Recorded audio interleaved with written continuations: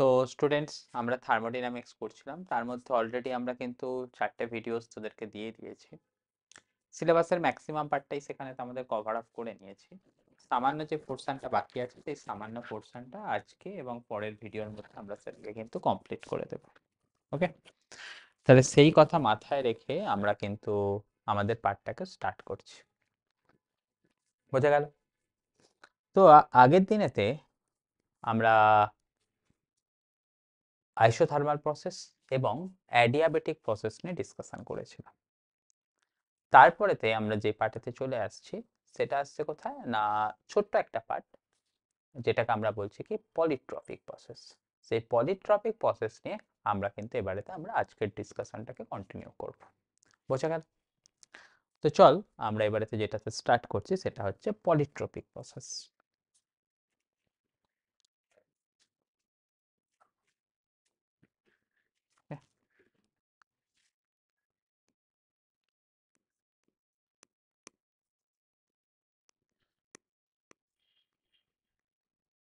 বাংলায় বলতে গেলে যেটাকে আমরা বলবো কি মিশ্র প্রসেস বা মিশ্র পদ্ধতি। তাহলে অনেকগুলো পদ্ধতির একসঙ্গে সংমিশ্রণ হলে যে পদ্ধতিটার কথা চলে আসবে সেটাকেই আমরা বলছি কি পলিট্রপিক প্রসেস। তো দেখ, পলিট্রপিক প্রসেসের আগে আমরা কি কি প্রসেস নিয়ে ডিসকাশন করেছিলাম। 1 নম্বর ডিসকাশন করেছিলাম কি আইসোবারিক, যাকে বলেছিলাম কি সমচাপ প্রক্রিয়া। তারপরে তো আমরা করেছিলাম কি আইসোকোরিক, অর্থাৎ সম আয়তন প্রক্রিয়া। তারপরে তো আমরা করেছিলাম কি আইসোথার্মাল, অর্থাৎ বলেছিলাম কি সমুষ্ণ প্রক্রিয়া। তারপরে তো আমরা কি করেছিলাম না, তারপরেতে করেছিলাম হচ্ছে যে অ্যাডিয়াবেটিক। ওকে, যাকে আমরা বলেছিলাম কি রুদ্ধতাপ প্রক্রিয়া। তাহলে এই জিনিসগুলোকে আমরা দেখে নিয়েছিলাম কার ক্ষেত্রে না, সমস্ত প্রসেসগুলোর ক্ষেত্রে দেখে নিয়েছিলাম। এবারেতে কথা হচ্ছে কি, যদি আমাদের কাছে এমন কোনো প্রসেস থাকে যে প্রসেস এই 4টে বেসিক পদ্ধতির কোনোটাকেই মেনে চলছে না, সেই রকম প্রসেসকে আমরা বলবো কি না, সেই রকম প্রসেসকে আমরা বলবো হচ্ছে যে পলিট্রপিক প্রসেস। ওকে, তাহলে আমাদের এটুকুনি কথাকে কিন্তু আমরা দেখে নিচ্ছি।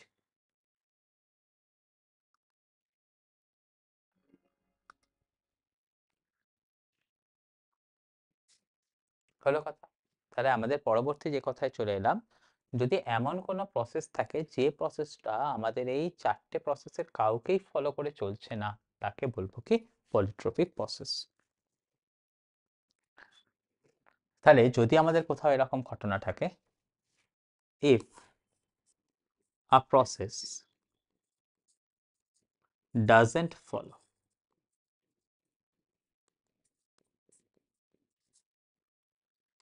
any of the four equation, তাহলে এই 4টে প্রসেসের মধ্যে যদি কোনো ইকুয়েশনকে সে ফলো না করে, দ্যাট ইজ কল্ড,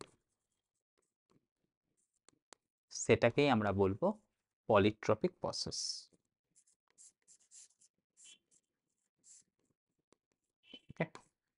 এবারে দেখ, যে কোনো প্রসেসের ক্ষেত্রেই আমাদের একটা প্রসেস ইকুয়েশন থাকে। বাকি প্রসেসগুলোর ক্ষেত্রে প্রসেস ইকুয়েশন কি হবে আমি তোদেরকে ডিরাইভ করে দেখিয়েছি, কিন্তু পলিট্রপিক প্রসেসের ক্ষেত্রে সেটা ডেরিভেশন দেখানো তোদের লেভেলের ক্ষেত্রে সেটা সম্ভবপর নয়। তাই আমরা এটাকে জাস্ট লিখে দেব এর ক্ষেত্রে প্রসেস ইকুয়েশন কি হয়। ওকে, তাহলে এখানটাতে আমরা দেখছি কি প্রসেস ইকুয়েশন। এর ক্ষেত্রে প্রসেস ইকুয়েশন বলতে আমরা লিখি কত না, PV to the power x equal to constant. Okay, মাথায় রাখতে হবে এক্স কিন্তু কখনো জিরোর সাথে ইকুয়াল হতে পারবে না। তার কারণ কি, যদি এক্স কখনো জিরোর সাথে ইকুয়াল হয়ে যায়, ইফ ইট ইজ ইকুয়াল, তখন আমাদের কি চলে আসবে দেখ, পি ইকুয়াল টু কনস্ট্যান্ট। মানে সেটাকে আমরা বলবো কি, সেটা হয়ে যাবে হচ্ছে একটা আইসোবারিক, অর্থাৎ সমচাপ প্রক্রিয়া। দেখ, এক্স কিন্তু কখনো আমাদের একের সাথে ইকুয়াল হতে পারবে না। যদি তাই হয়, ইফ ইট ইজ সো যদি তাই হয় তখন আমাদের কি পেয়ে যাব, পিভি ইকুয়াল টু কনস্ট্যান্ট, মানে আমাদের সেটা কার কথা পেয়ে যাব না, আইসোথার্মাল।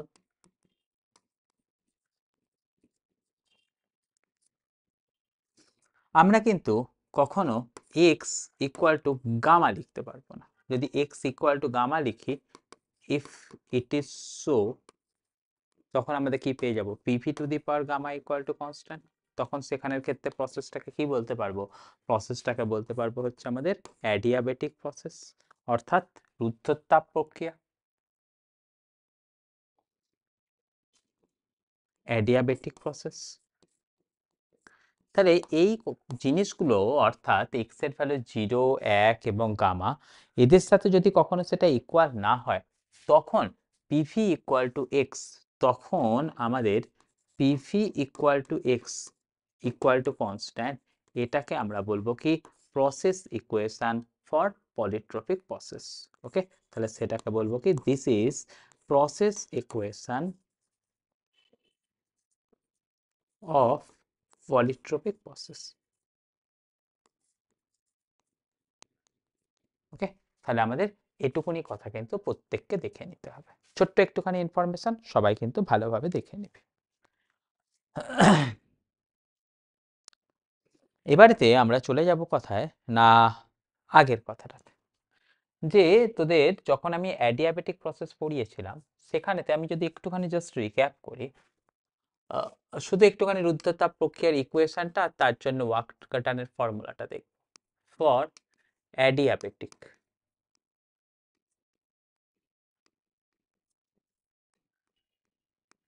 ফর অ্যাডিয়াবেটিক প্রসেস আমাদের প্রসেস ইকুয়েশন কি ছিল দেখ, প্রসেস ইকুয়েশন ছিল PV to the power gamma equal to constant, এবং আমরা সেখানটা থেকে ওয়ার্ক ডানের ফর্মুলা কত শিখেছিলাম, দেখ সিম্পল কথা, P two V two minus P one V one divided by কত করেছিলাম না, 1 মাইনাস গামা।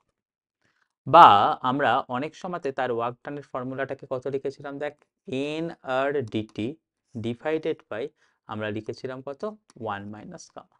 আবার দেখ ডিটি, ডিটিটাকেই আমরা লিখেছিলাম কত, n R T two minus T one divided by 1 minus gamma. এই ঘটনাগুলোকে কিন্তু আমরা লিখেছিলাম কার ক্ষেত্রে না, অ্যাডিয়াবেটিক প্রসেসের ক্ষেত্রে। এবারেতে আমি যদি এটাকে একটুখানি ঘুরিয়ে বলি, কিরকম কথা বলছি দেখ, পলিট্রপিক প্রসেসের ক্ষেত্রে আমাদের কি তফাৎ পেলাম, তাহলে দেখ, ফর পলিট্রপিক প্রসেস অর্থাৎ মিশ্র পদ্ধতি, ফর পলিট্রপিক প্রসেস, সেখানটাতে দেখছি কি দেখতো, PV to the power x equal to constant. তাহলে তোরা বল, যদি gamma PV to the power gamma equal to কনস্ট্যান্টের সময় ওয়ার্ক ডানের এই ফর্মুলা পাস, তাহলে এখন ওয়ার্ক ডানের ফর্মুলা কত পাবি, সিম্পল, এই গামার জায়গাটায় তাহলে কি রিপ্লেস হবে, এক্স দিয়ে রিপ্লেস হবে, মানে তোরা লিখছিস কত, P two V two minus P one divided by 1 minus x, বা সেটাকেই তোদের লিখলে কত লিখবো, n R dT divided by 1 minus x, বা সেটাকেই আমরা কত লিখবো, এন আর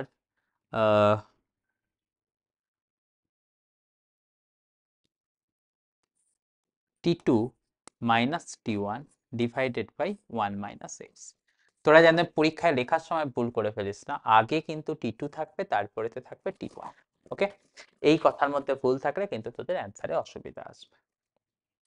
তাহলে এই সিম্পল ঘটনাগুলো আমরা দেখে ফেলেছি।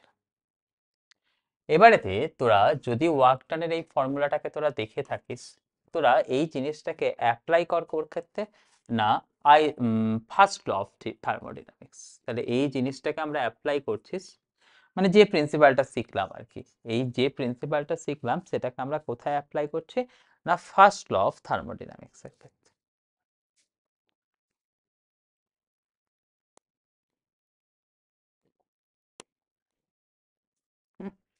তাহলে আমাদের এখান থেকে এটাকে অ্যাপ্লাই করার জন্য কাকে নিচ্ছি, from first law of thermodynamics.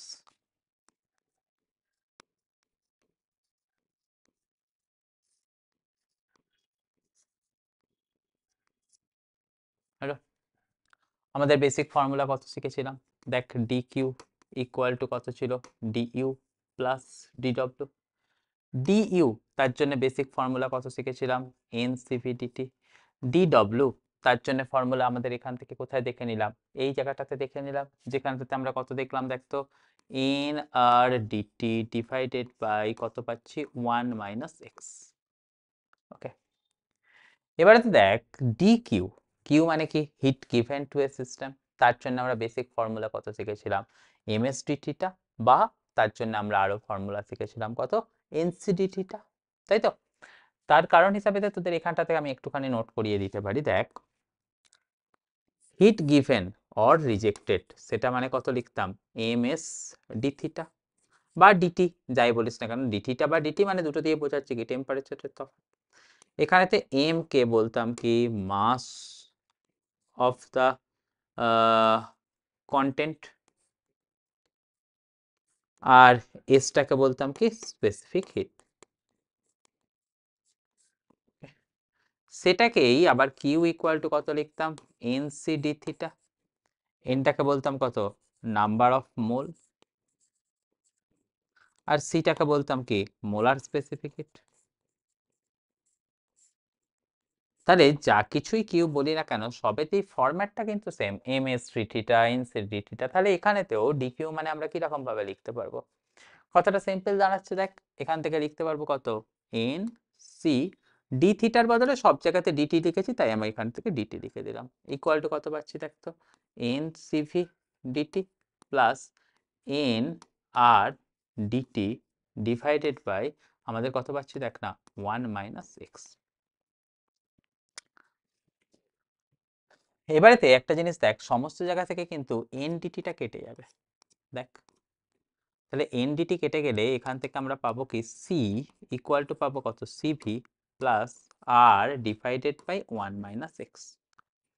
এখানে তো দেখ প্রত্যেকটা জিনিসের ভ্যালু জানি, শুধু এই যে সিটাকে আমরা বলবো কি না, সিটা চলে আসবে আমাদের স্পেসিফিক হিট কার ক্ষেত্রে, না সেটা আসছে কি, পলিট্রপিক প্রসেসের ক্ষেত্রে। ওকে, তাহলে আমাদের এখান থেকে দেখে নিচ্ছে কি না, specific heat for polytropic process C, তাহলে সি চলে আসছে কি, স্পেসিফিক হিট মানে আপেক্ষিক তাপ কার ক্ষেত্রে, স্পেসিফিক হিট এতদিনে তোরা সবাই সেটার বাংলা শিখে ফেলেছিস, সেটাকে বলা হয় কি, আপেক্ষিক তাপ। স্পেসিফিক হিট বাংলা আমরা সবাই শিখেছি, সেটাকে বলছি কি, আপেক্ষিক তাপ। আপেক্ষিক তাপ কার ক্ষেত্রে, না ফর পলিট্রপিক প্রসেস।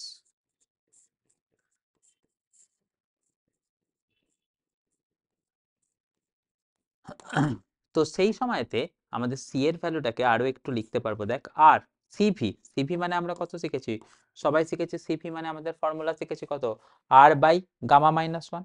তাহলে সেটার কথাও আমাদের কারোর যেন ভুল না হয়, সিভি মানে আমাদের কত শিখেছিলাম, না R by gamma minus one. তাহলে R by gamma minus one plus R by 1 - x। Okay, সেটাই হয়ে গেল কি, না পলিট্রপিক প্রসেসের ক্ষেত্রে স্পেসিফিক হিটের ভ্যালু। তাহলে সিম্পল এই জিনিসটাকে তোরা কিন্তু প্রত্যেকেতে রেডি করে ফেলবি, হলো। এরপরেতে আমরা যেটাকে দেখবো সেটা হচ্ছে কি, বাল্ক মডুলাসের ভ্যালু কত হয় কার ক্ষেত্রে, না পলিট্রপিক প্রসেসের ক্ষেত্রে। ওকে, বাল্ক মডুলাস অর্থাৎ আমাদের বি, যেটাকে বি অক্ষর দিয়ে আমরা রিপ্রেজেন্ট করি। ওকে, তাহলে পরের পাতায় চল, যেখানেতে আমরা ডিসকাশন করব কাকে নিয়ে, না বাল্ক মডুলাসকে নিয়ে। তাহলে এখানটাতে হেডিং দিয়ে নে, কাকে বলছি, দেখ bulk modulus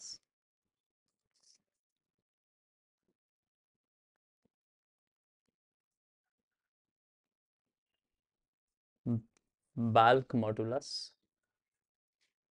for polytropic process.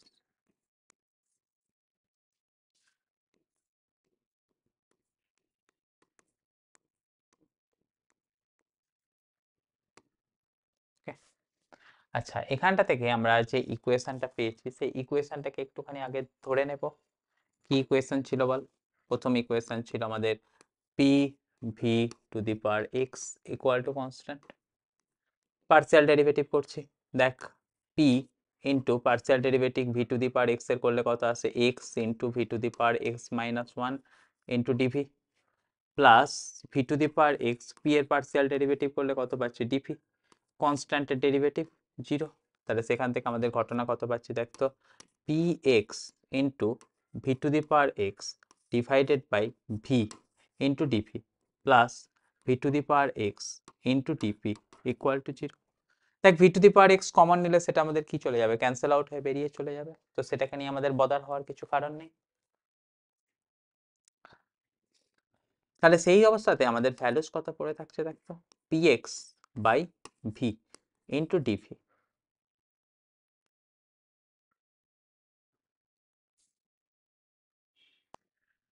Into dV plus dP equal to 0। তাহলে সেখান থেকে আমরা কি লিখতে পারবো দেখ px into DV by V equal to minus of DP. তাহলে সেখান থেকে আমরা এটাও লিখতে পারবো px equal to minus DP divided by DV by V. Okay, এই জিনিসটাকেই বলে কি বাল্ক মডুলাস। তাহলে বাল্ক মডুলাস অফ ইলাস্টিসিটি তার ভ্যালুটা আমাদের পলিট্রপিক প্রসেসের ক্ষেত্রে কত চলে আসবে px। ওকে, তাহলে বাল্ক মডুলাসের ভ্যালু পলিট্রপিক প্রসেসের ক্ষেত্রে আমরা দেখে নিলাম কত px।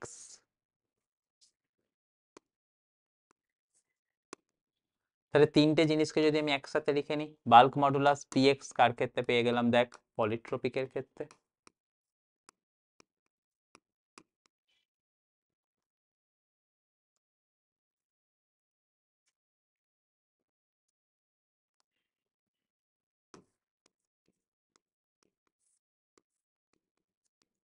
হলো বাল্ক মডুলাসের ভ্যালু কত পেয়েছিলাম সিম্পল গামা পি কার ক্ষেত্রে পেয়েছিলাম রুদ্ধতাপ প্রক্রিয়ার ক্ষেত্রে, অর্থাৎ সেটাকে আমরা বলে দিচ্ছি কি অ্যাডিয়াবেটিক প্রসেসের ক্ষেত্রে। তাহলে অ্যাডিয়াবেটিক প্রসেসের ক্ষেত্রে পেয়েছিলাম গামা পি। বাল্ক মডুলাস তার ভ্যালু পেয়েছিলাম পি কার ক্ষেত্রে পেয়েছিলাম সেটা, আর সেটাও আমাদের মাথায় রাখবো সেটা হচ্ছে কি আইসোথার্মাল প্রসেসের ক্ষেত্রে। তাহলে এই তিনটে প্রসেসের ক্ষেত্রে আমাদের কিন্তু বাল্ক মডুলাস অফ ইলাস্টিসিটির ভ্যালুটা কাজে লাগে, অনেক জায়গাতেই কাজে লাগে, কোথায় যখন কাজে লাগে সেটাকে তোরা দেখে নিয়ে করবি। হলো এবারেতে আমাদের এই রিলেটেড একটা ছোট্ট নিউমেরিক্যালস নিয়ে নেব। ছোট্ট নিউমেরিক্যালসটা কিরকম নিচ্ছে দেখ, তাহলে আমাদের ফর প্র্যাকটিস একটা নিউমেরিক্যালস আর আচ্ছা আমরা এটাকে পেজটাকে চেঞ্জ করে নিচ্ছি। এই অবধি সবাই কপি করে নিয়েছিস দেখে নিয়েছিস, পরেতে পেজটাকে চেঞ্জ করে তোরা দেখ কিসের কথা আসছে। মোলার হিট ক্যাপাসিটি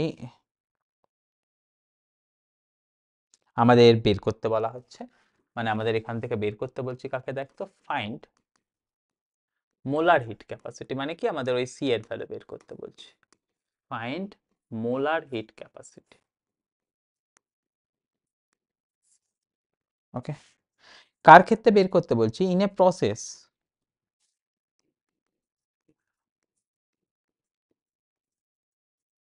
যেখানেতে তোর বলা হচ্ছে কি work done equal to Q by four where Q amount of heat is supplied. Okay, in a process where work done equal to q by 4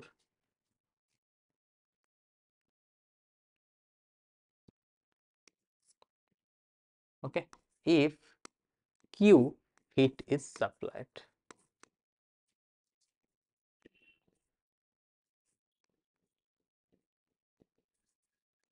ওকে, আচ্ছা এখানেতে আরো একটা যেটা ইনফরমেশন দেয়া আছে gas is diatomic, gas is diatomic.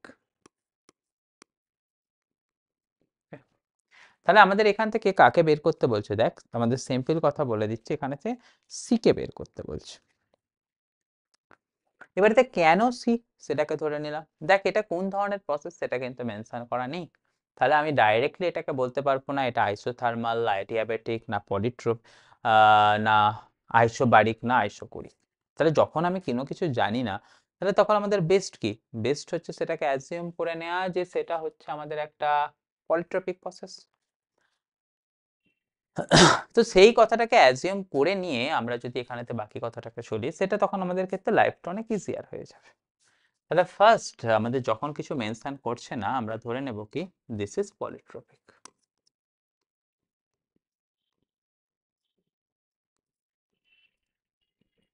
Assumption সেটা আসছে কি দিস ইজ পলিট্রপিক।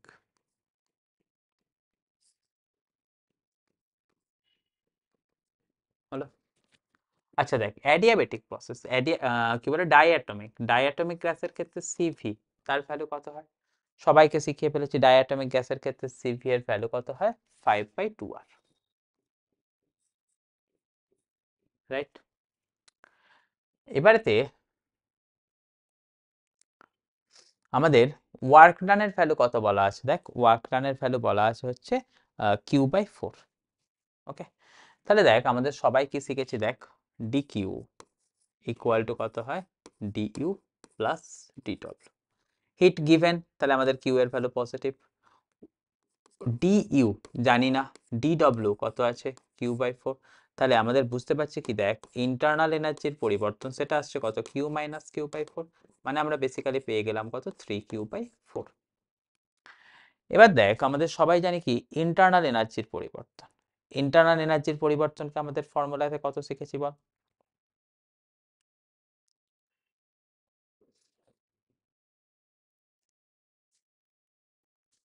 বল তোরাই বল, বলতে পারবি?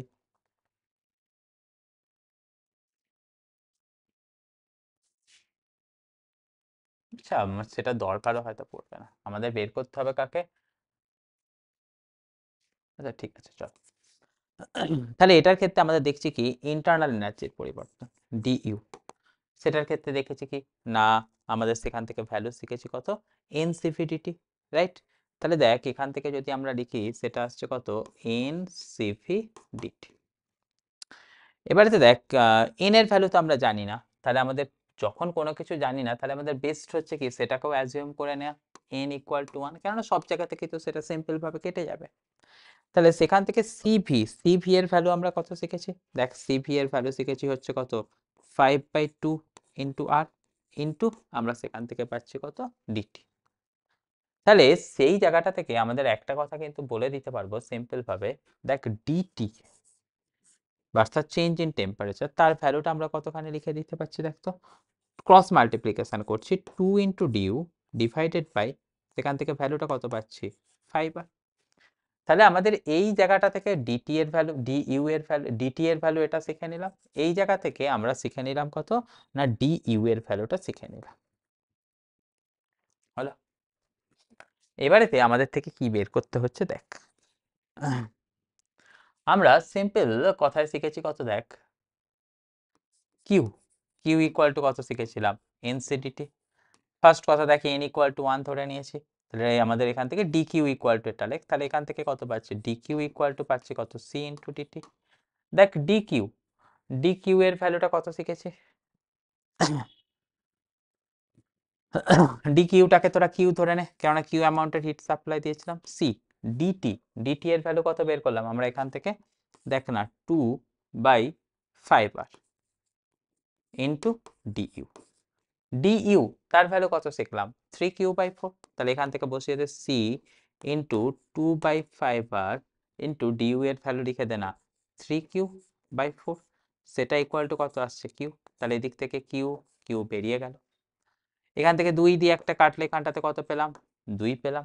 তাহলে এখান থেকে ক্রস মাল্টিপ্লিকেশন করলে আমরা এখান থেকে পেয়ে যাচ্ছি কত দেখ না 5×2 = 10 10r/3।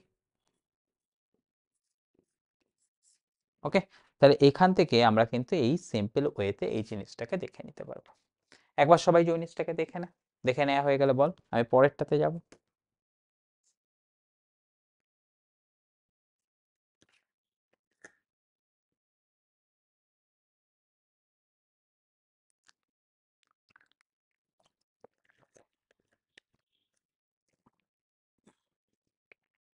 কমপ্লিট। এবারেতে আমরা যেটার ক্ষেত্রে যাব দেখ পরের স্টেপটাতে, সেটা হচ্ছে কি সাইক্লিক প্রসেস।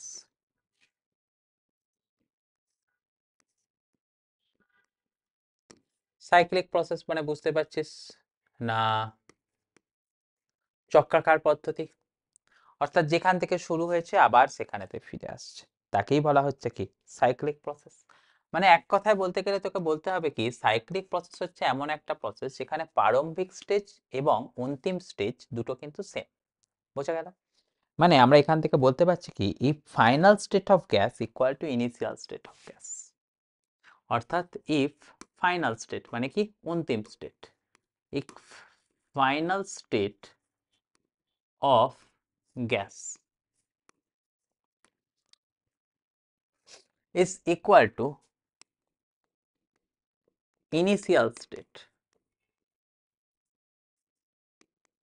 of gas, তাহলে যদি ফাইনাল এবং ইনিশিয়াল সেম হয় অর্থাৎ প্রারম্ভিক এবং অন্তিম স্টেজ সেম হয় তাকে আমরা বলবো কি সাইক্লিক প্রসেস। স্টেজ সেম বলছি মানে আমাদের কিন্তু মাথায় রাখতে হবে আমি প্রেসারের কথাও বলছি, মানে ফাইনাল প্রেসার, ফাইনাল ভলিউম এবং ফাইনাল টেম্পারেচার, সেটা কিন্তু আমাদের কার কার সাথে সমান সেম থাকবে, সেটা হচ্ছে কি ইনিশিয়াল প্রেসার অর্থাৎ প্রারম্ভিক প্রেসার, ইনিশিয়াল ভলিউম এবং ইনিশিয়াল টেম্পারেচার। ওকে, এই কথাগুলো কিন্তু আমাদের মাথায় রাখতে হবে। আচ্ছা, এবারে আমাদের পরের কথা থাকবে কি সাইক্লিক প্রসেসের ক্ষেত্রে ইন্টারনাল এনার্জির পরিবর্তন। ওকে, অর্থাৎ আভ্যন্তরীণ শক্তির পরিবর্তন। ইন সাইক্লিক প্রসেস আমরা কি বলছি চেঞ্জ ইন ইন্টারনাল এনার্জি।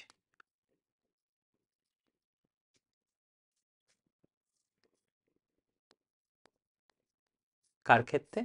না সিম্পল কথা সাইক্লিক প্রসেসের ক্ষেত্রে। তাহলে সাইক্লিক প্রসেসের ক্ষেত্রে ইন্টারনাল এনার্জির পরিবর্তন কত? Change in internal energy in cyclic process. কি কথা বল, ইন্টারনাল এনার্জির পরিবর্তন তোরা কথা শিখেছিস কত সিম্পল কথা, ডিইউ, তার ভ্যালুস তোরা কত শিখলি এনসিপিটিটি। দেখ প্রারম্ভিক টেম্পারেচার আর অন্তিম টেম্পারেচার সেম, অর্থাৎ তোদের এখান থেকে ডিটি তার ভ্যালু কত পাবি 0, মানে এখান থেকে ইন্টারনাল এনার্জির পরিবর্তনের ভ্যালুটা কত পেয়ে যাবি 0। তাহলে তোদের কথা আসছে কি দেখ তো যদি কোনো সাইক্লিক প্রসেস হয় তার ক্ষেত্রে ইন্টারনাল এনার্জির পরিবর্তন কিন্তু 0 আসবে। হলো?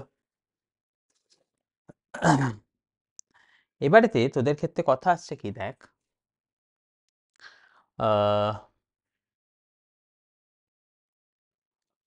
First law of thermodynamics. তাহলে আমরা পাচ্ছি কি from first law of thermodynamics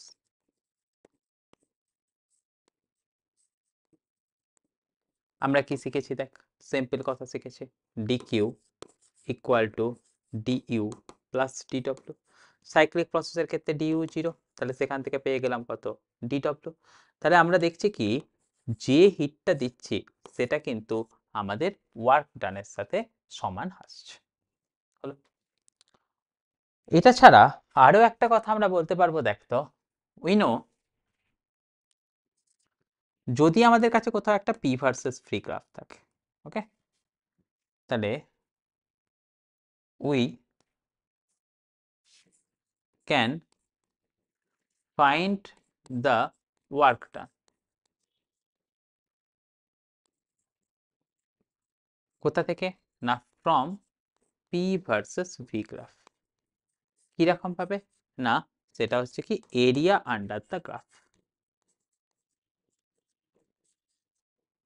ওকে, তাহলে তোদের সাইক্লিক প্রসেসের ক্ষেত্রে আমাদের যদি কি থাকে একটা যদি পিভি গ্রাফ থাকে সেখানে কতখানি হিট ইনপুট দিচ্ছি সেটাকে আমরা কিরকম ভাবে পাবো, তাহলে সাইক্লিক প্রসেসের ক্ষেত্রে যে হিট ইনপুট দিচ্ছি মানে ডিকিউ সেটা কি আসবে, সেটা আসবে তোদের দেখ এরিয়া আন্ডার পিভি গ্রাফ।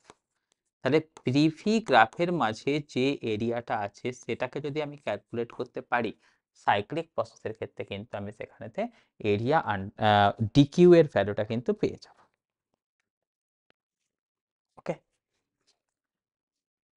মানে দেখ যদি আমরা এখান থেকে এটাকে একটা সিম্পল গ্রাফ দিয়ে দেখাতে চাই সাইক্লিক প্রসেসের ক্ষেত্রে, দেখ এই মনে কর কোনো একটা প্রসেস আছে একবার এই গেছে কি আবার এখানটাতে ফিরে চলে এসছে।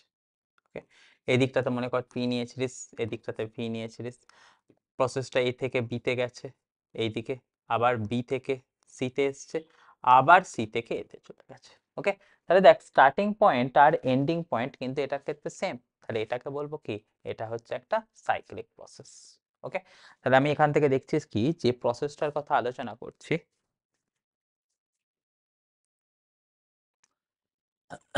এখানে প্রসেসটা কোথায় গেছে, এ থেকে বি, বি থেকে কোথায় গেছে সি, আবার কোথায় কাম ব্যাক করেছে এ, তাহলে আমরা দেখছি কি স্টার্ট অ্যান্ড ফাইনাল পয়েন্ট আর সেম, তাহলে দেখছি কি start and final is same, আর যদি স্টার্ট আর ফাইনাল সেম হয় সেটাকেই আমরা বলি কি, so this is cyclic process, so this is cyclic process.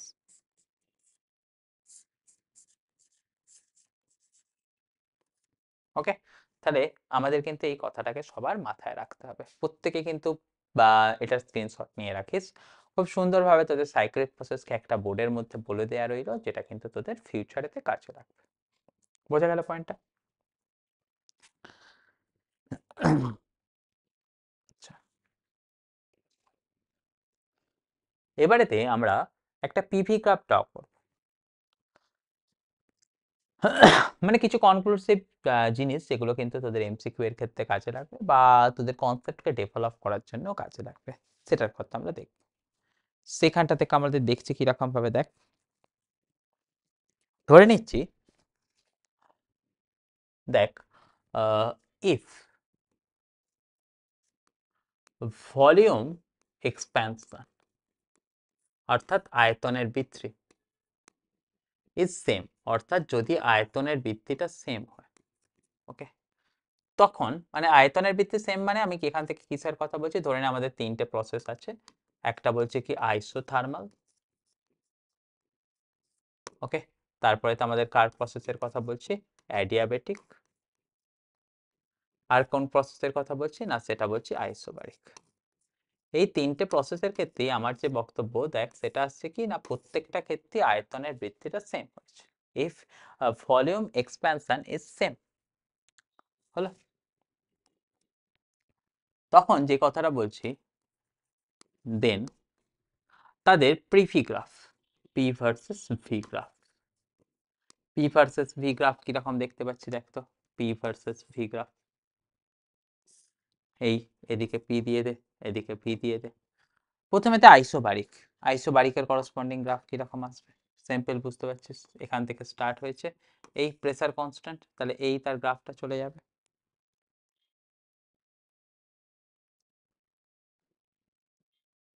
এই এটা হয়ে গেল কি আইসোবারিক। এখানে স্টার্টিং ভলিউম কোথায় ছিল, এই জায়গাটাতে, এন্ডিং ভলিউম কোথায় পেয়েছি, এই জায়গাটাতে। এবারেতে মনে কর আমাদের ক্ষেত্রে কি করছি না, আইসোথার্মাল আর আইসোবারিকের জন্য গ্রাফ ড্র করব। আইসোথার্মালের জন্য গ্রাফ কিরকম হয় সবাই শিখেছি, আমাদের ক্ষেত্রে কি হয়, গ্রাফ এরকম ভাবে চলে যায়, ভলিউম দেখ initial volume final volume same. যদি আমি বলি অ্যাডিয়াবেটিক, সবাই শিখেছি অ্যাডিয়াবেটিকের ক্ষেত্রে স্লোপটা আরো একটু বেশি হয়, মানে আমাদের আরো তাড়াতাড়ি নামে, তাহলে দেখলাম কি তার গ্রাফ হচ্ছে এটা। তাহলে দেখ এখানে তো তিনটে প্রসেসের জন্য তিনটে গ্রাফ দেখলাম, 1 নম্বর, 2 নম্বর, এটা আসছে কি 3 নম্বর। 1 নম্বর গ্রাফটা কার করসপন্ডিং গ্রাফ না, সবাই শিখে নিলাম হচ্ছে আইসোবারিক। 2 নম্বর গ্রাফটা কার ক্ষেত্রে শিখে নিলাম, সেটা আসছে কি আইসোথার্মাল। আর 3 নম্বর গ্রাফটা কার ক্ষেত্রে শিখে নিলাম, সেটা আসছে কি অ্যাডিয়াবেটিক। তাহলে এখান থেকে একটা জিনিস দেখতে পাচ্ছি, দেখ কার কোন গ্রাফের আন্ডারে এরিয়াটা বেশি আছে, 1 নম্বরের আন্ডারে এরিয়া বেশি আছে, সেটা কার থেকে বেশি, 2 নম্বরের থেকে বেশি, সেটা কার থেকে বেশি, 3 নম্বরের থেকে বেশি। মানে যদি ভলিউম এক্সপ্যানশন সেম হয়, তাহলে work done in isobaric, right, 1 নম্বরটা কার করসপন্ডিং ছিল, আইসোবারিকের ছিল, is greater than work done in isothermal, okay, সেটা আবার কার থেকে বেশি না, সেটা আসছে কি work done in adiabatic process. তাহলে যদি আমাদের এক্সপ্যানশন হয়, সেখান থেকে আমাদের দেখে নিলাম কি কার ক্ষেত্রে ওয়ার্ক ডান বেশি আসবে আর কার ক্ষেত্রে ওয়ার্ক ডান কম আসবে, আর কার ক্ষেত্রে মিডিয়াম হবে,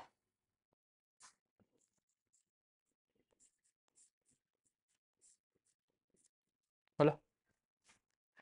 এবারেতে আমরা যেটাকে দেখবো, তাহলে এটা থেকে কিন্তু একটা এমসিকিউ হতে পারে, বা এমসিকিউ যদি না হয় তোদের কম্পিটিটিভ এক্সামের ক্ষেত্রে এটা থেকে একটা কোয়েশ্চেনও হয়ে যেতে পারে। কার ক্ষেত্রে ওয়ার্ক ডান বেশি? এবারেতে আমি বলছি কি যে গ্যাসের এক্সপ্যানশন নয়, গ্যাসের কম্প্রেশন হচ্ছে। তাহলে আমি এখান থেকে পরের কথায় বলছি কি, if volume compression is same,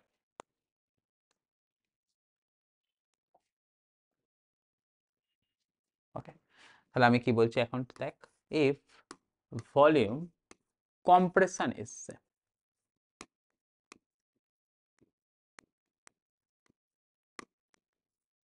যদি দেখ ভলিউম কম্প্রেশন সেম হয়, তাহলে সেটার সময়তে আমাদের যদি পিভি গ্রাফ ড্র করি কিরকম দেখতে পাবো দেখ তো।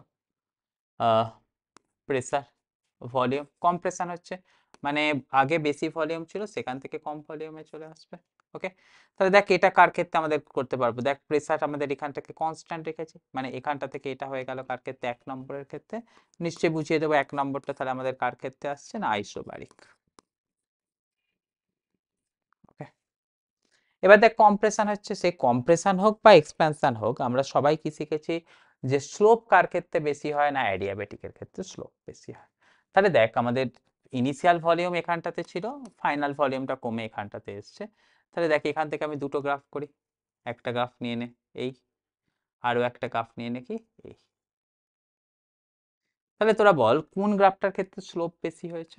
নিশ্চয়ই বুঝতে পারছিস ওপরেতে যে গ্রাফটাকে ড্র করেছি সেটা স্লোপ বেশি, তাই না? তাহলে যে গ্রাফের ক্ষেত্রে আমাদের স্লোপ বেশি হয় সেই গ্রাফটাকে আমরা সবাই কি জানি, সেই গ্রাফটাকে বলি কিসের, অ্যাডিয়াবেটিকের গ্রাফ। ওকে, আর এটা চলে গেল কি 2 নম্বর। তাহলে দেখ আমাদের সবার শেখা কাজ অনুযায়ী 2 নম্বরটাকে আমরা কি বলছি না, আইসোথার্মাল। আর 3 নম্বরটাকে আমরা কি বললাম না, অ্যাডিয়াবেটিক। ওকে, তাহলে এখান থেকে দেখতে পাচ্ছি কার আন্ডারেতে এরিয়া বেশি আছে। দেখ এরিয়া বেশি আছে হচ্ছে 3-এর আন্ডারেতে। এরিয়া সেটা কার থেকে বেশি আছে, 2-এর আন্ডারের এরিয়ার থেকে। সেটা কার থেকে বেশি আছে, 1-এর আন্ডারের এরিয়ার থেকে। এরিয়া বলতে এখান থেকে কিন্তু বোঝাতে হয় কি, এরিয়া আন্ডার দ্য গ্রাফ। তাহলে যদি আমরা দেখতে পাই যে 3-এর আন্ডারে এরিয়া বেশি আছে, মানে আমরা বলবো কি কম্প্রেশনের সময় ওয়ার্ক ডান ইন অ্যাডিয়াবেটিক, সেটা কার থেকে বেশি হয়, ওয়ার্ক ডান ইন আইসোথার্মাল। সেটা কার থেকে বেশি হয়, ওয়ার্ক ডান ইন আইসোবারিক। ওকে, তাহলে আমাদের এখান থেকে দেখে নিচ্ছি কি কথা, দেখ কম্প্রেশনের সময় যার ক্ষেত্রে ওয়ার্ক ডান বেশি হবে, এক্সপ্যানশনের সময় তার ক্ষেত্রে ওয়ার্ক ডান কিন্তু সেই প্রসেসটার ক্ষেত্রে কিন্তু সব থেকে কম হবে। ওকে, তো সেই লাইনটাকে তোরা দেখে রাখছিস। তাহলে দেখছিস কি আইসোবারিকের সময়তে কম, যখন এক্সপ্যানশন হবে ওয়ার্ক ডান সব থেকে বেশি হবে, আর যখন কম্প্রেশন হবে তখন আইসোবারিকের ক্ষেত্রেই কিন্তু আমাদের ওয়ার্ক ডান সব থেকে কম হবে। তাহলে এই কথাটাকে মাথায় রেখে কিন্তু তোদেরকে চলতে হবে।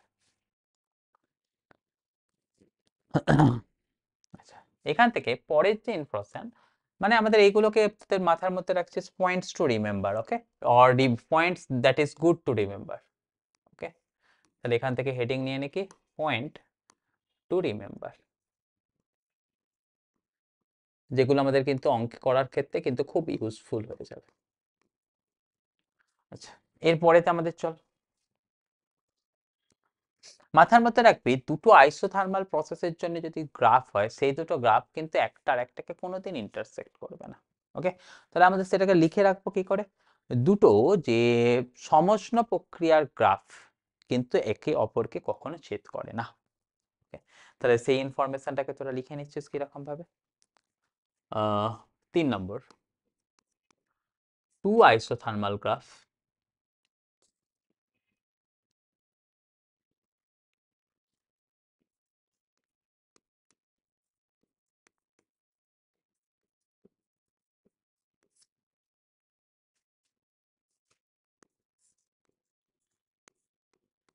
ক্যান নট ইন্টারসেক্ট ইচ আদার।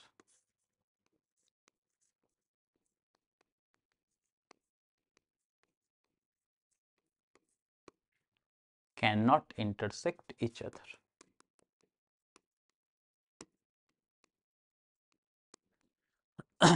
আচ্ছা, তাহলে দেখ দুটো গ্রাফ বলতে নিশ্চয়ই তোরা মাথায় রাখবি সেটাকে কিন্তু পিভি গ্রাফের কথাই বলা হচ্ছে। এই একটা পি গ্রাফ, এই একটা ভি গ্রাফ। এই দেখ এটা হচ্ছে একটা আইসোথার্মালের গ্রাফ, ধর তার করসপন্ডিং টেম্পারেচার ছিল T1, যদি T2 এর করসপন্ডিং গ্রাফ হয়, সেই T2 এর করসপন্ডিং গ্রাফ হচ্ছে এটা। দেখ, একটা আর একটাকে কিন্তু কখনো ছেদ করছে না। তোদের কিন্তু এটা মাথায় রাখতে হবে, যেই গ্রাফটা উপরের দিকে আছে তার করসপন্ডিং টেম্পারেচারটা বেশি। মাথায় রাখতে হবে কি, দেখ, T2 is greater than T1। ওকে, এটা কিন্তু সিম্পল কথা, সবাই মাথায় রাখবে। এটাকে কিরকম ভাবে পেলাম? ধর আমাদের কাছে ইকুয়েশন আছে কি, দেখ, পিভি ইকুয়াল টু এনআরটি। ওকে, ধরে নে টেম্পারেচারের ভ্যালু হচ্ছে কত না 10। ওকে, তো সেই সময়তে আমাদের মনে কর এনআর আর সেটার ভ্যালু যা আছে আছে, সেটার সময় আমাদের তাহলে কত আসছে, 10 এনআর। তাহলে মনে কর যদি সেখানটাতে ভলিউম ইকুয়াল টু হয় কতখানি, 10, তাহলে সেখানটাতে প্রেসারের ভ্যালু কত আসছে, দেখ তো, P into 10 equal to 10 NR.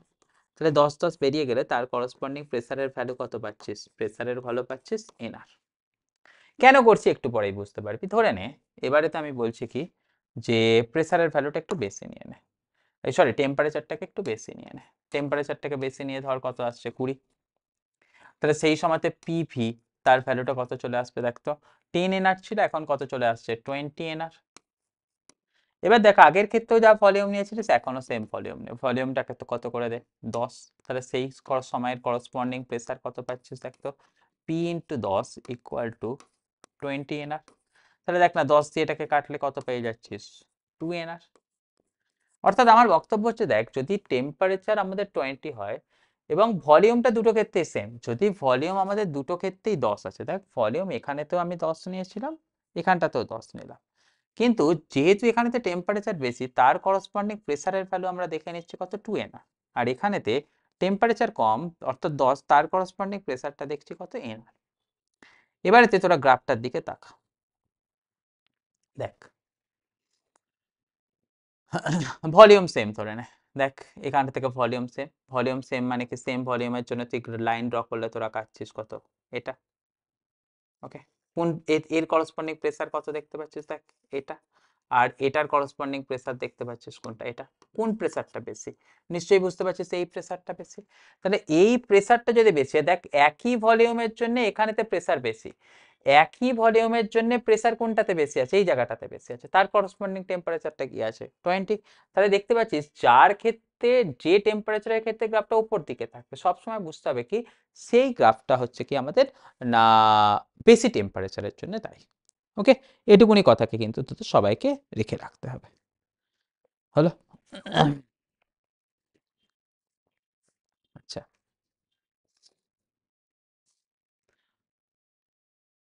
এবারেতে দুটো আইসোথার্মাল যদি আমাদের কোনোদিন কাউকে টাচ করতে পারে না, কিন্তু যদি একটা পার্টিকুলার মাস আছে, সেটার ক্ষেত্রে আইসোথার্মাল গ্রাফ আর অ্যাডিয়াবেটিক গ্রাফ কিন্তু একটা আর একটাকে ইন্টারসেক্ট করতে পারে। তাহলে সেটার ক্ষেত্রে কি দেখছি, দেখে নিচ্ছি, দেখতো, but an isothermal graph and an adiabatic graph can intersect each other। তাহলে আমাদের এখান থেকে পরবর্তী পয়েন্ট কি দেখে নিচ্ছি, দেখ, বাট an isothermal অর্থাৎ সমষ্ণ and adiabatic অর্থাৎ রুদ্ধতাপ, অর্থাৎ একটা আইসোথার্মাল এবং অ্যাডিয়াবেটিক গ্রাফ, অর্থাৎ গ্রাফ বলতে এখানে কিন্তু পিভি গ্রাফের কথাই আমি আলোচনা করছি, ক্যান ইন্টারসেক্ট ইচ আদার।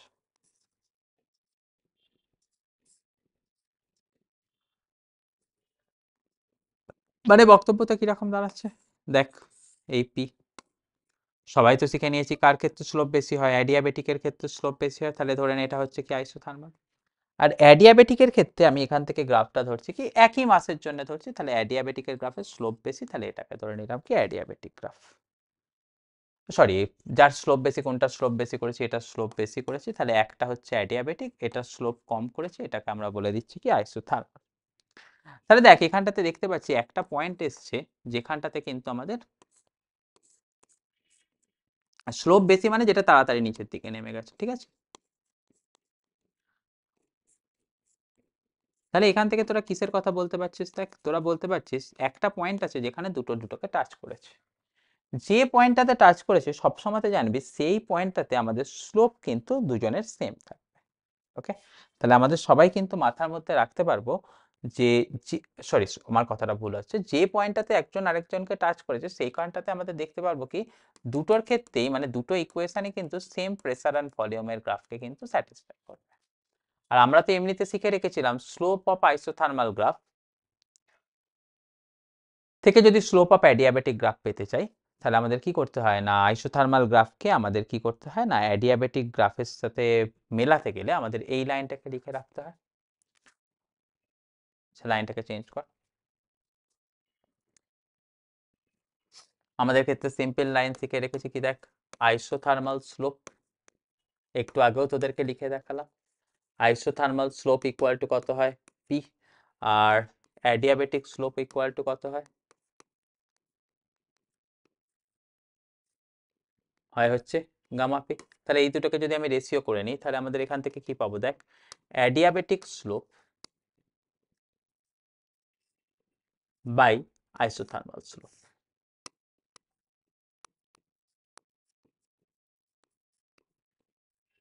ওকে, অর্থাৎ দেখ রুদ্ধতাপ প্রক্রিয়ান্নতি এবং সমষ্ণ প্রক্রিয়ান্নতি তাদের রেশিও কত পাবো গামা।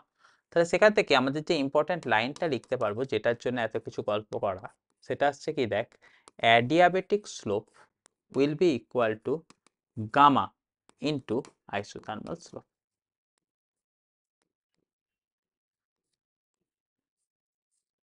ওকে, এটাও কিন্তু একটা ইম্পর্টেন্ট লাইন, সেটাকেও কিন্তু তোদেরকে প্রত্যেককে দেখে রাখতে হবে।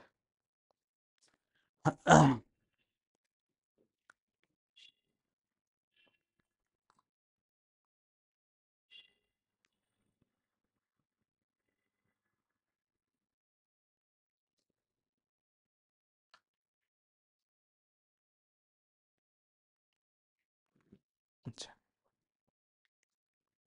এবারেতে দেখ আমরা আরো কিছু আলাদা আলাদা প্রসেস সম্বন্ধে আলোচনা করে নেবো, যেমন একটা প্রসেস সম্বন্ধে আলোচনা করব সেটা হচ্ছে কি মেল্টিং প্রসেস। ওকে, তাহলে আমাদের সাম আদার প্রসেস অর্থাৎ মেল্টিং প্রসেস এবং বয়েলিং প্রসেসকে নিয়ে আমরা একটুখানি হালকা করে ডিসকাশন করে নেব।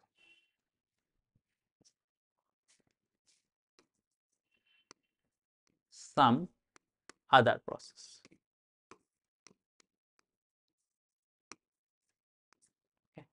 তাহলে আমাদের সাম আদার প্রসেসের সময়তে কি কথা বলছি দেখ তো, ফার্স্ট আমরা যেটাকে নিয়ে নিচ্ছি ফর মেল্টিং। আচ্ছা, প্রথম কথা বল, যখন মেল্টিং হয় তোদের কি টেম্পারেচারের কোনো পরিবর্তন হয় বল? যখন মেল্টিং হয় আমরা সবাই কি শিখেছি, টেম্পারেচারের পরিবর্তনটা হলেও কি হয়, খুব সামান্য হয়। ওকে, তাহলে আমাদের এখান থেকে ফার্স্ট কথা লিখবো কি, যখনই আমাদের এই প্রসেস নিয়ে আলোচনা করছি তখন আমরা দেখছি কি ডিউরিং মেল্টিং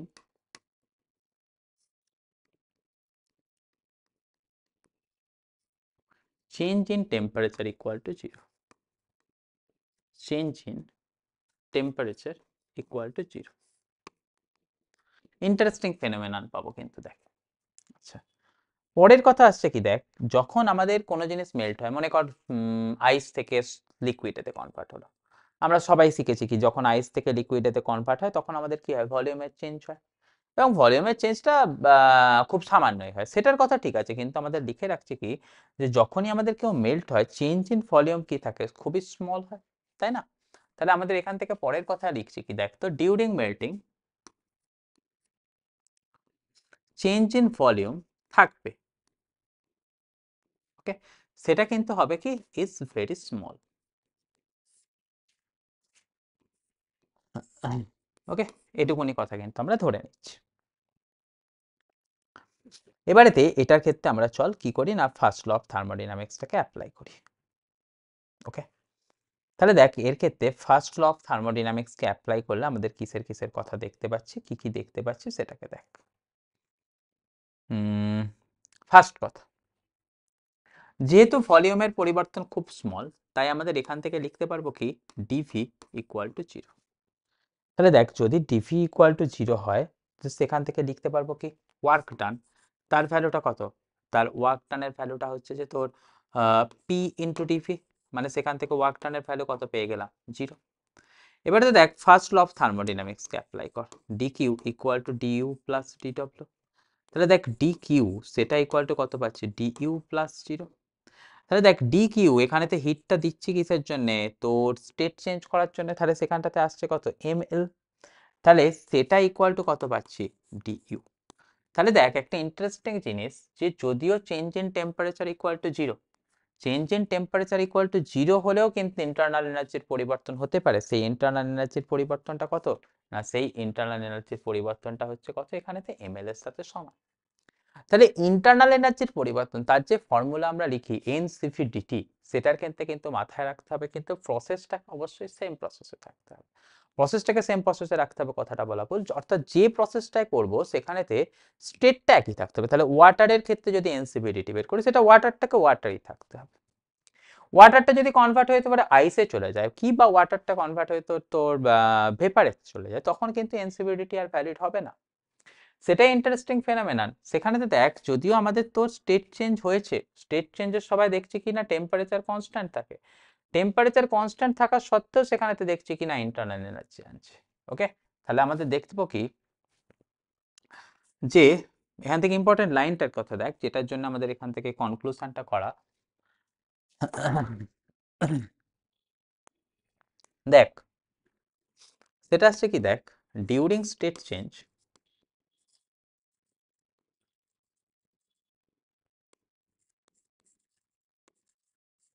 okay, though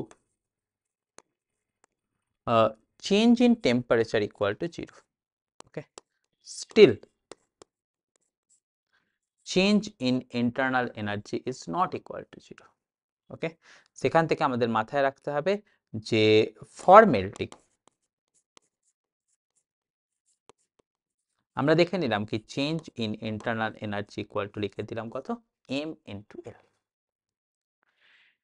তো এটা একটা আমাদের ইম্পর্টেন্ট ফেনোমেনন, যে ফেনোমেননটাকে আমাদের কিন্তু হোল্ড করতে হবে। এবারেতে আমরা চলে যাব কিসের ক্ষেত্রে, দেখ না পরবর্তী পোর্শন, অর্থাৎ এটাতে মেল্টিং দেখে নিলাম, এবারে দেখে নিলাম কার ক্ষেত্রে, বয়েলিং এর ক্ষেত্রে। যদি বয়েলিং এর ক্ষেত্রে এই জিনিসটাকে আমি অ্যাপ্লাই করতে চাই, কিরকম দেখবো, দেখ ফর বয়েলিং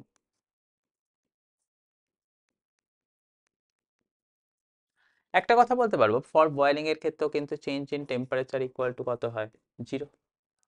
কিন্তু একটা কথা, এখানেতে চেঞ্জ ইন ভলিউমটা কিন্তু খুব ছোট নয়, change in volume has sufficient value. কেননা আমরা সবাই শিখেছি ওয়াটার থেকে যখন ভেপারে যায়, গ্যাস স্টেটে চলে গেল, গ্যাস স্টেটে গেলে কি হয়ে যায়, ভলিউম অনেক বড় হয়ে যায়। তাহলে এখানে তো চেঞ্জ ইন ভলিউমটাকে আমি ইকুয়াল টু 0 কিন্তু লিখতে পারবো না, গেল। তাহলে এখান থেকে here change in volume has significant value.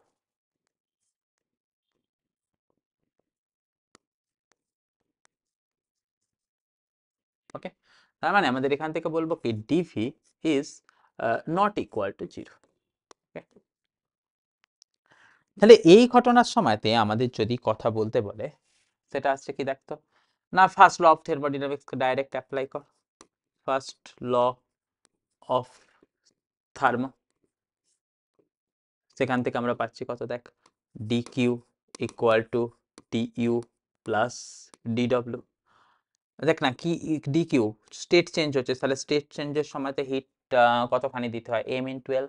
সবাই বুঝতে পারছি এল বলতে আমাদের এখান থেকে কি হয় না ল্যাটেন্ট হিট, অর্থাৎ লিন তাপ। স্টেট চেঞ্জের সময়তে হিট ইকুয়াল টু কত হয়, এম ইন 12, যেখানে এল কে বলা হয় কি লিন তাপ।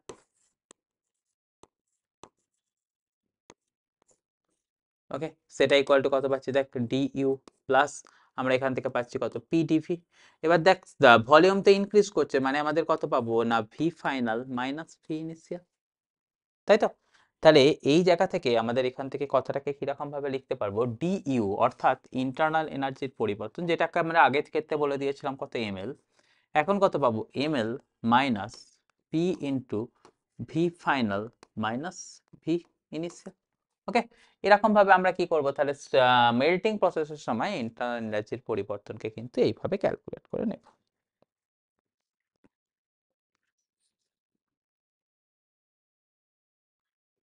হলো।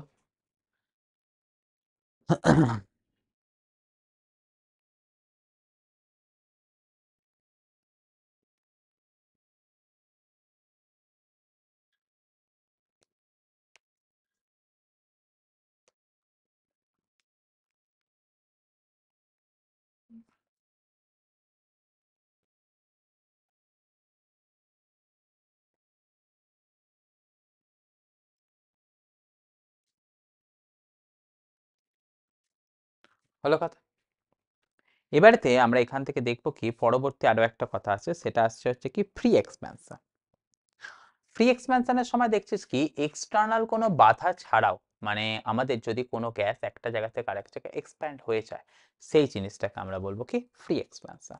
তাহলে পরবর্তী কথাতে আমরা যেটাকে দেখে নিচ্ছি সেটা আসছে কি free expansion.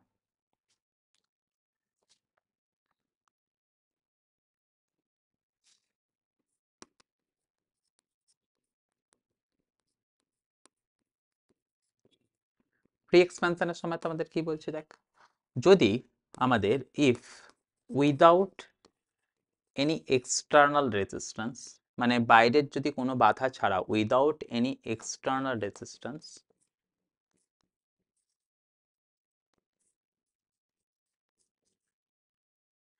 If gas can expand, অর্থাৎ বাইরের কোনো বাধা ছাড়াও যদি কোনো গ্যাস এক্সপ্যান্ড করা যায়, that is called free expansion.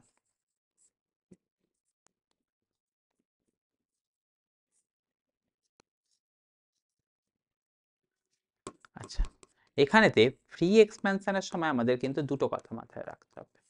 Free এক্সপ্যানশনের সময় আমাদের সবাই মাথায় রাখবো প্রসেসটা কিন্তু খুব সাডেন হবে। ওকে, এখানেতে কিন্তু আমাদের খুব তাড়াতাড়ি একটা হওয়ার ব্যাপার আছে। তাহলে আমাদের এখান থেকে দেখে নিচ্ছি কি হেয়ার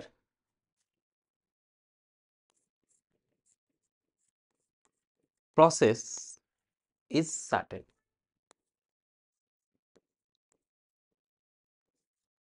ওকে, আবার দেখ এখান থেকে কিন্তু ফ্রি এক্সপ্যানশনের সময় টেম্পারেচার চেঞ্জ ইকুয়াল টু 0। ওকে, তাহলে খুব একটা ইম্পর্টেন্ট কথা দেখ, প্রসেস সাডেন হলে সেখানটা থেকে আমরা বলতাম কি, প্রসেস সাডেন হলে সেখান থেকে বলতাম কি ডেল্টা কিউ ইকুয়াল টু 0, মানে সেটা কি ছিল অ্যাডিয়াবেটিক প্রসেস।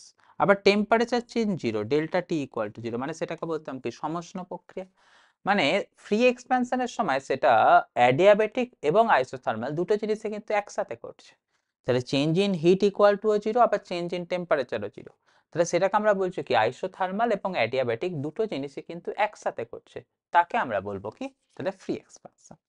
তাহলে আমাদের এখান থেকে পরের কথা লিখে রাখছি কি ফ্রি এক্সপ্যানশনের সময়, ফ্রি এক্সপ্যানশন সেখানে তো আমরা কি যা দেখতে পাচ্ছি, দেখতো যে isothermal and adiabatic, okay, both occur simultaneously, both occur simultaneously, অর্থাৎ একই সাথে ঘটে।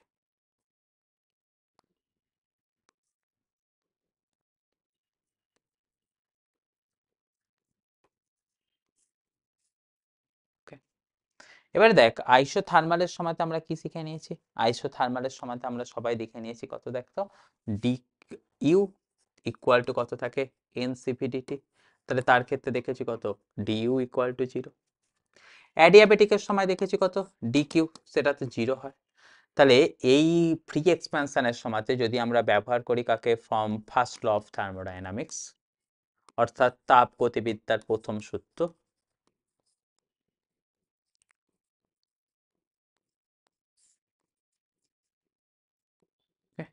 সেখানটাতে আমরা শিখেছি কত দেখ না DQ equal to dU plus ডিডব্লিউ। তাহলে দেখ এটাও 0 বসিয়ে দিলাম, এটাও 0 বসিয়ে দিলাম, তাহলে এখানটার ক্ষেত্রে ওয়ার্ক ডান তার ভ্যালুও কত আসছে 0। তাহলে দেখ ফ্রি এক্সপ্যানশনের সময়তে কি কি জিনিস 0 পাচ্ছিস, ডিকিউ, ডিইউ এবং ডিডব্লিউ, তিনটে ঘটনায় কিন্তু 0। তবে একটা কথা মাথায় রাখতে হবে, এই জিনিসটা কিন্তু ভ্যালিড কখনই হবে না for ideal gas, for ideal gas.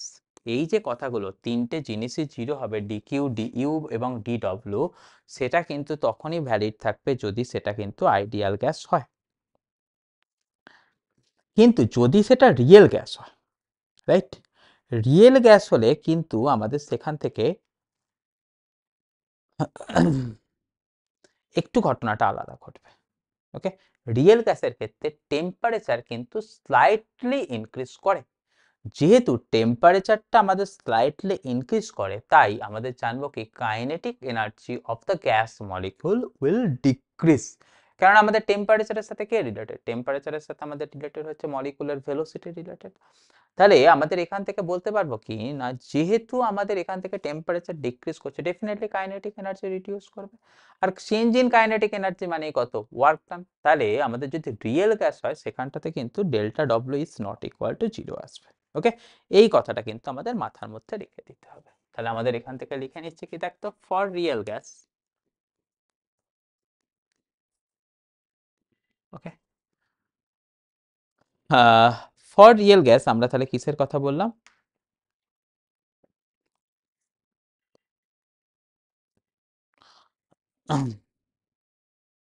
Temperature changes, okay, delta T is not equal two zero.